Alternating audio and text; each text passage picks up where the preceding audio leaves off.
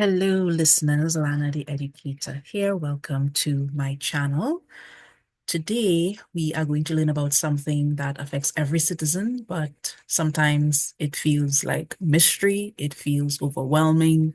It's an exciting time sometimes, or a tense time for a country, and that is when we engage in the voting and electoral process. Citizens here are on Monday going to, well, in a couple of days, going to engage in voting. The general elections will be underway. So I thought it would be fitting to cover that. And this is an educational podcast, and this is an important part of our civic duty. Now, we hear a lot about elections, we hear a lot about campaigns, there are promises, there are debates, but what happens when we walk into the polling station?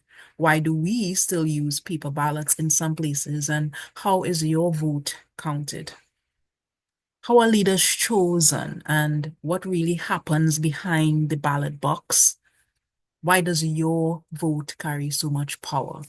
So I thought it would be interesting, especially if you're voting for the first time, or maybe you are just curious about how democracy really works here in our country, Trinidad and Tobago, then, this episode is for you. So we're going to talk about ballots and booths and the power of participation. So first, let me start with the electoral process. And what does that entail here in Trinidad and Tobago? So for us, the process really looks at starting with a presidential order, right? And there are several obligations to be met, of course, before that, and deadlines to be met as well, where we form a commission that by law has to submit reports that has to be reviewed, reports on the review of the boundaries of parliament and local and government election, as well as the Tobago House of Assembly election. And after that report is submitted, then you have whoever is the relevant minister coming before the House of Representatives for the approval. So it would really start with a presidential order, which in the timing of this podcast, you would have heard in some recent weeks. And that presidential order has to be approved by the parliament, and it will come into force on such days that may be specified, right? And that order by the President of the Republic of the country, which is Trinidad and Tobago, will have been approved by resolution of the House of Representatives. And then we will go into electoral registration. So before any writ of the election, the president will proclaim to the nation a period of electoral registration. And that would be for individuals to be registered or to have their registration status rectified. And it would start on the basis of that proclamation that the president makes. Then of course, the proclamation will specify the election, which the proclamation would relate to, whether it's local government election, general government election, Tobago, House of Assembly election, and so forth. And then there are 9 days of that electoral registration, which would really start with activities looking for persons who have, and we will give some more details about this, really, who've attained the age of 18 years and over, but have not been registered as electors, or you may have been registered as electors but change your address and not yet notified, or you may have been registered as an elector and change your name because of marriage or otherwise, or you could have been registered as an elector but your names are not on the preliminary list. Right, so that takes place. Then there would be writs of election. So soon after the date of the election is announced, the president will address to each returning officer who would have been appointed by the Election and Boundaries Commission, and we're going to talk about them a little bit in a while, the date for which the nomination of the candidates and the date for taking the poll. And then you will have nomination day being the next step, which is held on a date which is not less than 14 days after the day of the issue of the election, right? Which is also called the writ. And then obviously you'll have election day, which is generally a Monday. And for us, that would be this coming Monday.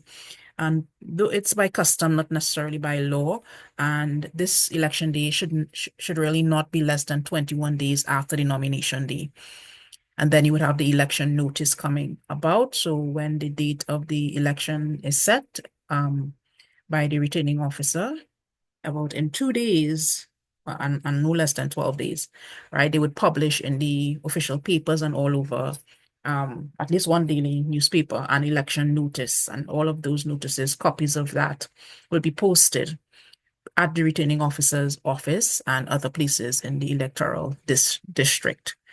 And of course, there are rules surrounding that in terms of the date and hours and operations of the office, the time and date of the preliminary examination, the day and hours of operation of the nomination of candidates, the date and hours for the conduct of the poll, for the declaration of results of the poll, and if it is requested. Then the next step would be, well, during the election year, you really have to have 4 types of list of electors, which would be an annual list, a preliminary list, a revised list, and a supplemental list.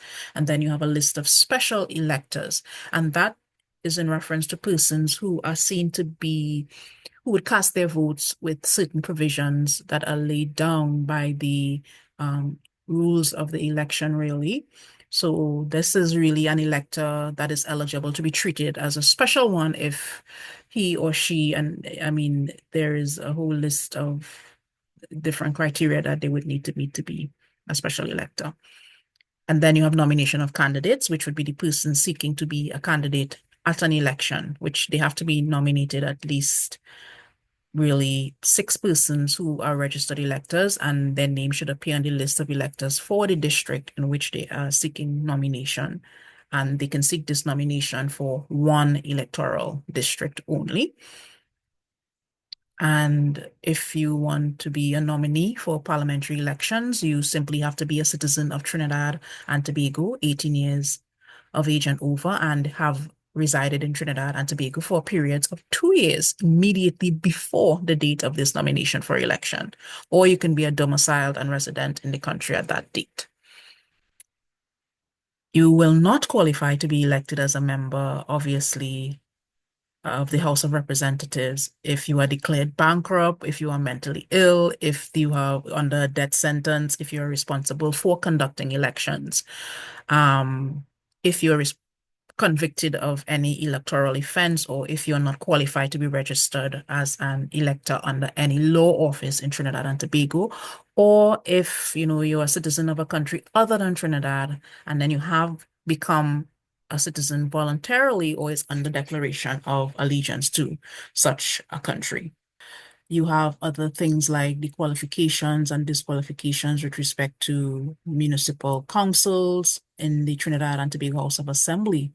The Tobago House of Assembly elections, which are similar to those of our parliamentary elections, and I'll distinguish those in a bit, but you must qualify by residence or property ownership with the municipality, the municipal council elections, and then you must reside in Tobago, right, for the Tobago House of Assembly elections. And of course, you will not qualify for that if you have been debarred from the practice of your profession because you've acted dishonestly, or if you've been surcharged to an amount exceeding 2,500 within 5 years of the date of elections. Okay, and then you have in the next step, you want to establish the polling station and issue the polling cards.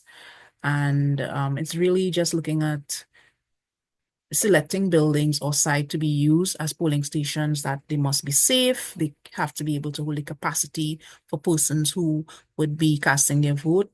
They should be buildings preferably public or community owned. So many times we use schools here, we use community centers, right, with adequate space and facilities to, facilitate handicapped people or elderly voters. And the building should really be located within the electoral district and, as far as practicable, in the polling division to which the polling station relates. When the buildings are selected, really with the approval of the commission, the returning officer will publish the information about that. And it would basically say notice of taking poll, and it would have the date of the election, the hours of the election, the polling station number, which is really the same as the polling division that it services and the address of the polling station. And then you have information on candidates' name, like their address, their occupation, and symbol, and things like that. And copies of these notices are posted at the offices of the returning officer, and they are made available to all political parties and candidates and even the media. And then you would have in that electoral process polling day activities. And we'll talk more about that in terms of when it starts. So polling day really starts at 6 a.m., closes at 6 p.m. But all persons standing in line by 6 p.m. are allowed to vote before the poll is declared closed. So you're not going to be permitted to join the line after 6 p.m. though. And at that polling station, you should see the following people: a presiding officer, a deputy presiding officer. You should see two poll clerks. You should see one officer in charge of the ballot, and then there's an information officer if that's necessary.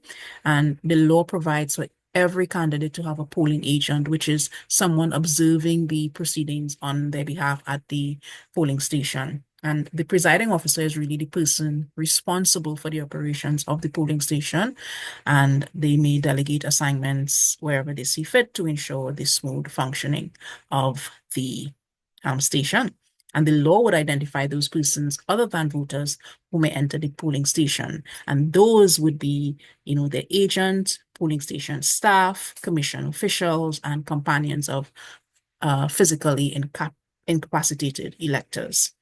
They are required, though, to make a declaration of secrecy before entering the ballot station. So there you have the breakdown of the electoral process. Now that we've done that, let's talk a bit about the electoral system. What does that mean? It's really what we'll be engaging in is a voting system, and that is how votes are translated into seats. So it determines how many votes and what kind of votes are necessary to award seats to candidates and parties in an election. So you have different electoral systems that produce different kinds of results, and they give voters different kinds of choices, obviously. So the electoral system would really determine basically the exchange rate between votes and seats, and that is how votes are translated into seats. How many and what kind of votes are needed to get a seat would obviously vary from system to system, but as a result of the different kinds of votes that are needed to get a seat varies from system, and as a result of that, different electoral systems give politicians incentive to organize and campaign in different ways. So some electoral systems may give or may create barriers for certain types of candidates, and different electoral systems give voters different kinds of choices, which can then affect the decision that the voters make. So what are some common features and characteristics of electoral system? Well, in a democratic electoral system, they should be able to have, elections that are fair and regular, votes that are of equal value. The will of the majority is to be achieved in a democratic electoral system. The interests of minorities are taken into consideration, and there is a high level of participation by the electorate, as well as there being maximum possible franchise here. So let's look at the overview of the electoral system, the types of elections that we have here. So there are typically general election, local government, and sometimes even referendums. But for us, what's upcoming is a general election. So there's a general election and a local election, and those serve different purposes within a country's governance structure, but both are crucial to democratic participation, right? So just briefly going to touch on the local election, which really just determines leadership within our council or local government or regional authorities, municipalities. It directly influences the community level governance. So we're looking at things like infrastructure projects or education policies or municipal services. And the participants in that are usually run for local government position, people like mayors, councillors, or district representatives. And it's really restricted to residents of that specific municipality or region where the election is to be held. And it varies, but one thing is it occurs separate from general election. So our focus and what's upcoming for us on Monday in a few days is really the general election. And that really determines the national government, such as the selection of members of parliament and the president, well, depending on the system of the government. And that when that takes place, it will affect national policies, it will affect laws, it will affect leadership at the highest level. And participants in that are usually political parties, and you would obviously can't ignore them. You would see them around in with the ads on the radio and then the trucks on the road. It's typical here for us playing music and you know encouraging people to vote for specific candidates, and they are the ones vying or trying to win these seats in the legislature or the executive positions. That's what they are really fighting for here.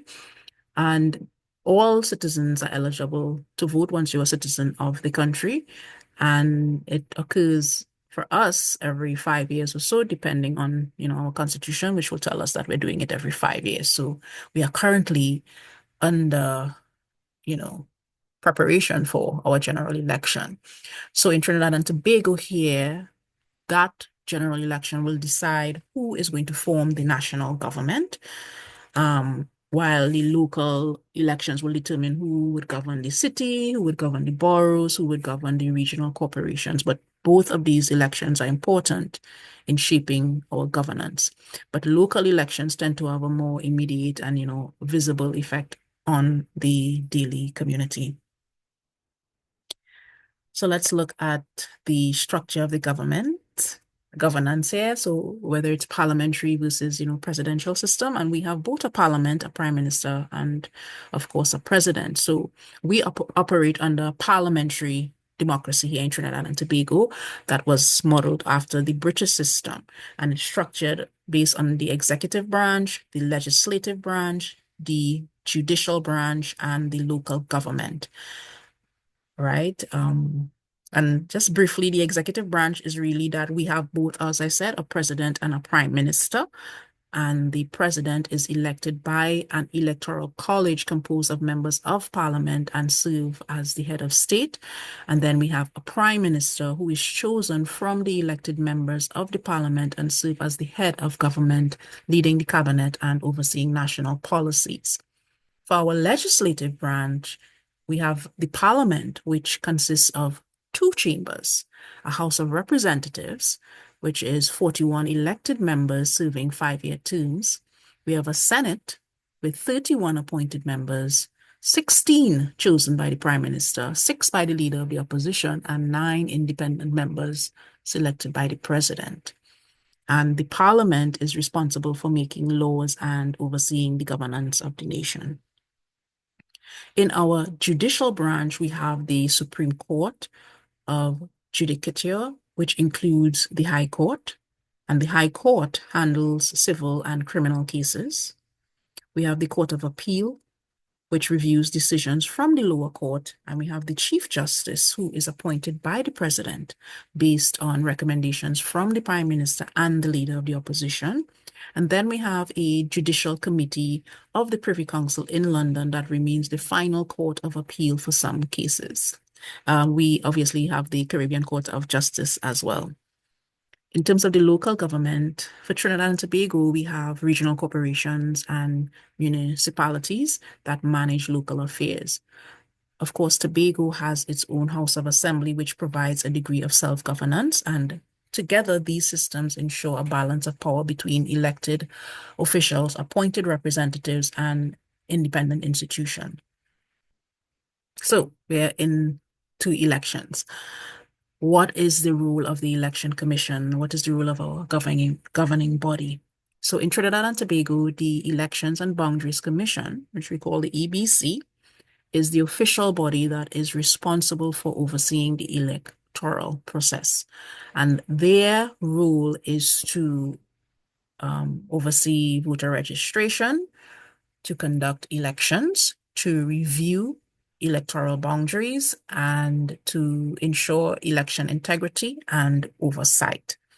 And they operate independently. They set their own agenda. They have their policy for directions, which are given by a chief election officer, and they play a crucial role in maintaining the democratic process and ensuring free and fair elections. So in terms of what they do for voter registration, they manage the registration of all the eligible voters. They issue identification cards, which are very important for the process. And they also maintain and update the electoral roll. When it comes to conducting elections on boundaries, organized and supervised, the general election, the local election, and the Tobago House of Assembly election, and they are tasked with ensuring fair and transparent voting procedures.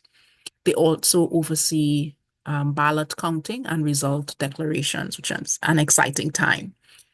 And then they assess and adjust constituency boundaries as needed, and then they submit reports on electoral district changes to relevant authorities. Of course, integrity and oversight is important, so they do implement measures to prevent electoral fraud. They monitor campaign financing and political advertising regulations, and they provide guidance on election laws and procedures. Let's look at the voter. What do you have to do before? So you want to vote, it might be your first time. You obviously have to register to vote, and you have to see if you are eligible to vote. So in Trinidad and Tobago, there is a system of continuous voter registration. And that means that voters register, which is referred to as the list of electors, which is something that is regularly updated, right? And we have Section 29 of the ROP Act that requires the list of electors to be published on the 1st of July every year. And this gives voters the opportunity to bring any perceived errors to the attention of the registration officers during this time. And for the election, the annual list, will be published around the same time. And then you have eligible electors a little later down in that same month to amend any registration particulars or to apply to be registered electors. So you being eligible, what does that mean? You have to be a citizen of Trinidad and Tobago, as I mentioned earlier when we started, you have to be 18 years of age or qualified to register as voters if you have been a resident in any given electoral district for 2 months before the qualifying date. You have to be a Commonwealth citizen who is over the years of 18 and can register if you have resided in Trinidad for at least 1 year immediately preceding the qualifying date. Obviously, there's a direct link between registering for an identification card in Trinidad and Tobago and also registering to be a voter. Interestingly enough, citizens who are 15 years old or more can also apply to register for an ID card. Did you know that? All right. It is allowed by the ROP Act of Section 16(1)(b). And when the person turns 18, their name is then transferred onto the electoral list, and then you are deemed to have applied for registration as an elector. And the law here also outlines a process for raising objections to being registered as an elector or non-elector. Did you know that? So, of course, there's an appeal process that you have to go through. But for the purpose of registration, it's really divided into registration areas, which are then subdivided into registration units. And then every registration officer would establish a unit register for each registration unit in that area. And then the original registration records of all the persons in that area will be kept in the unit register, which would form the basis of all the revised list of electors. And that is prepared for each polling division ahead of the election. Okay. And I keep saying ROP. ROP is in reference to the Representation of the People's Act, right? And so all of our process is enshrined in law. So how do you register and what would be the required documents there? Well, to register, you must visit the registration area office or the sub office where you reside. And persons who are physically incapacitated can make a request to the registration officer of the registration area where you reside to have the transaction effected at home in accordance with the registration rule number 83. So I bet you didn't know that, right? And there's a system of registration, of course, right? It's pretty simple. There's an entire video that the EBC has released on YouTube here as well. But it's important, for qualified individuals to be registered. Registration is important. It is also permanent.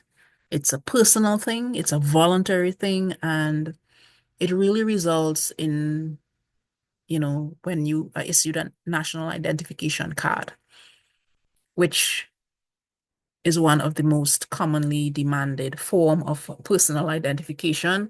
It is permanent, meaning that once you're registered, the registration remains in force. It means, I mean, of course, it's subject to adjustment in terms of, you may change your name or you may change your address or anything like that.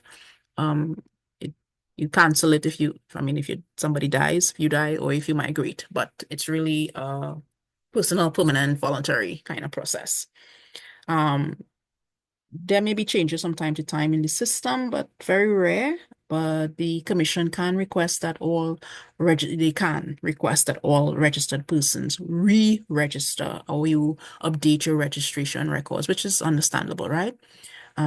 It's a personal thing because as a prospective registrant, you have to apply in person most times to the registration officer at one of the registration area office. And you're really not supposed to apply on behalf of anybody else. And any registered person whose name appears on the list of electors, you are entitled to vote in your national elections, and you simply just need your ID card as a means of identification. But of course, you must be a citizen of Trinidad and Tobago by birth, by descent, or by naturalization, or by Commonwealth citizen resident in Trinidad within the meaning of, this law, Section 5 of the Immigration Act, Chapter 18, or 1, or a non-Commonwealth citizen resident in Trinidad and Tobago. If you are an applicant for registration, and remember I told you, but you didn't know that you can apply for this at 15 years. Well, of course, 15 years and over, you're eligible and you can make your, as I said, application in person to the district office. Once you've satisfied that, you can be registered, and the registration officer will then proceed to record the data obtained from you on a legal form, and that is called a registration record. So once you've done that, you would be placed in a polling division or registration unit, and one of the smaller units into which a registration area is divided for, administration purposes. Each of the polling division is identified by a 4-digit number assigned by the commission and plays a very important role in determining the electoral district or the constituency in which you, the registrant, will be able to vote when you're eligible to do so. So you'll see that on your poll card, right? And the registration process is completed with you being, photographed, and you would be issued an acknowledgement of application for registration. And that is required to be surrendered when the identification card has been delivered to you. And anybody registering in the 15 to 17 age bracket, you're not required to re-register as electors once you attain the age of 18. So since the registration officer would have satisfied himself that you, on reaching that age, would have been eligible, so therefore they would deem that you can be an elector who may vote in future elections. So, of course, again, persons of age 18 or over at the time of registration, you can have your name included in the commission's register of electors. And once you receive that ID card, which the system provides for you, you are registered. So on to the voting process. So what are some of the voting methods we have? There are, of course, electronic versus paper ballots, but in Trinidad and Tobago, as far as I know, their voting is conducted by paper ballot, not electronic voting yet. And in terms of methods and procedures, these are some of the options and methods that we use. So we have paper ballot voting. And that's basically our standard method that's used in our general election, our local government election, and all our by-election. And that is where you, the voter, will be given a paper ballot that lists your name, the names of your candidates, sorry, and their political party. So you would see that on what we would call your poll card, the paper. And then you, the voter, will mark an X next to the candidate of your choice in the privacy of your voting booth. Then in that process, you have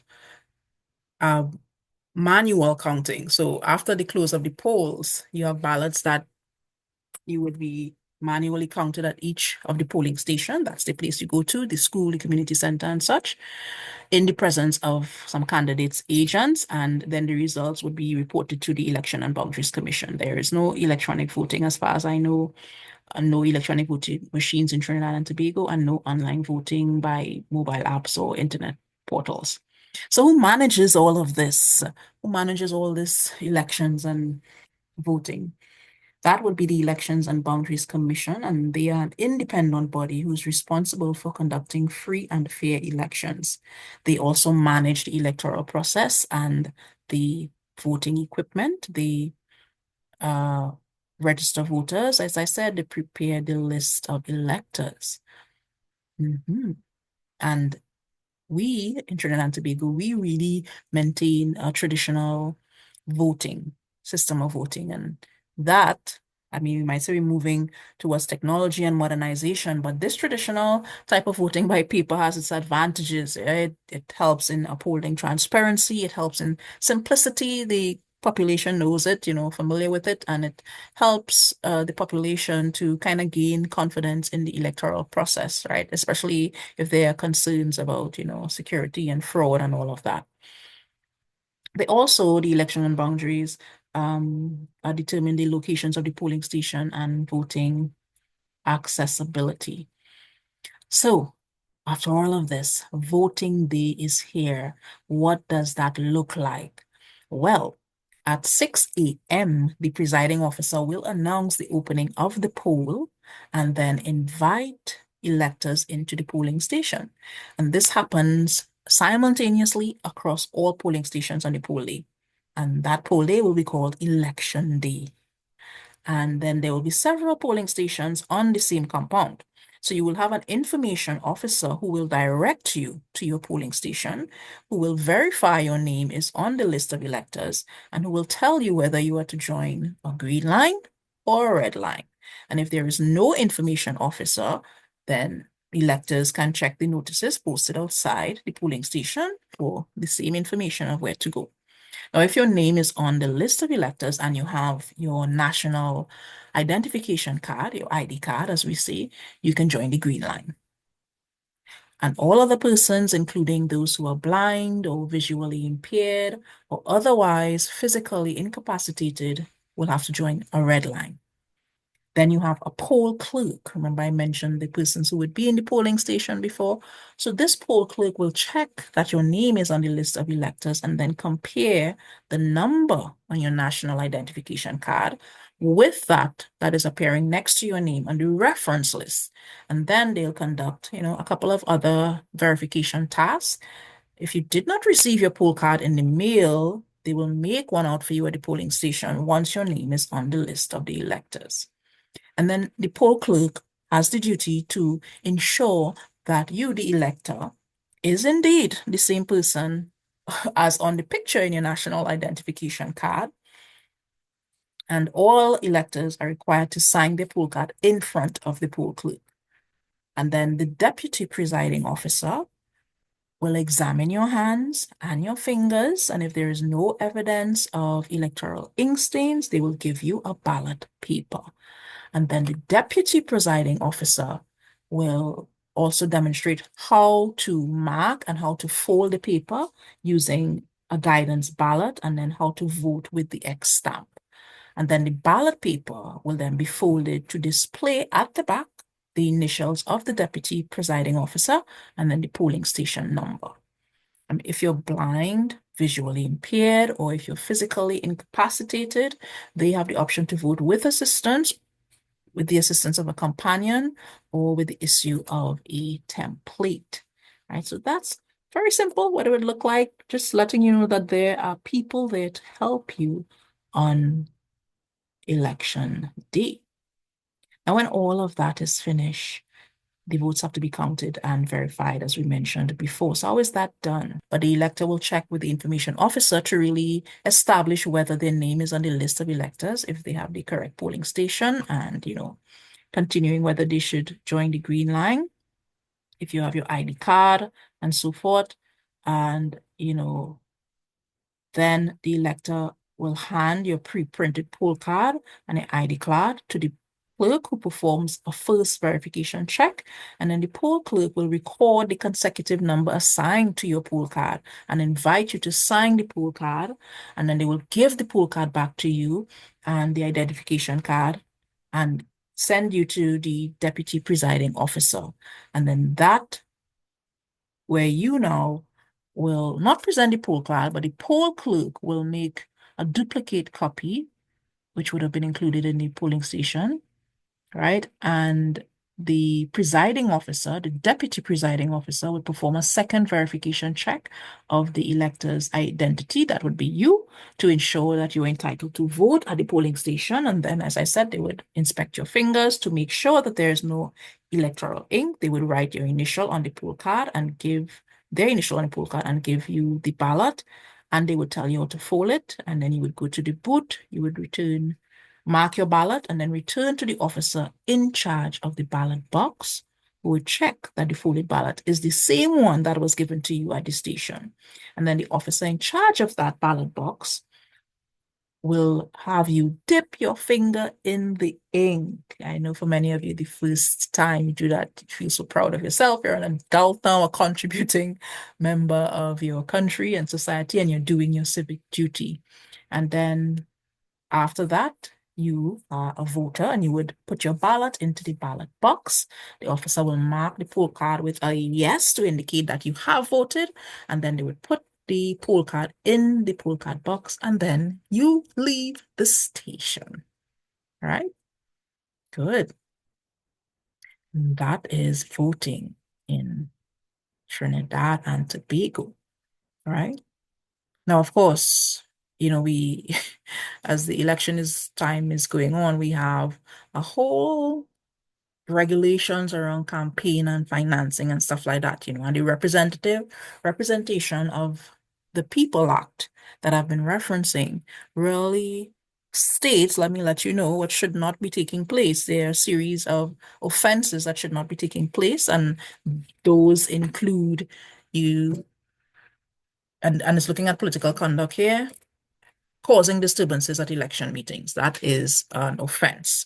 Hiring or using premises that are licensed for sale or consumption of intoxicating liquor or other specified types of premises, like bars, that's an offense. Making or publishing false statements in relation to the character or the conduct of a candidate, that's a no-no.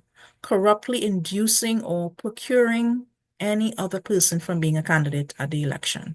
Don't stop anybody from being a candidate. That is against the law. As well as printing and publishing and posting, distributing campaign materials that do not have the name and address on the printer or publisher, and also providing money for illegal purposes. That is against the law. So those are some of the no-nos that we don't want to do. So that was a quick overview of the electoral process, the elections in Trinidad and Tobago. I hope, based on this, that you feel more comfortable to engage as a citizen in the electoral process. And I want you to always know that you empower minds and you ignite curiosity.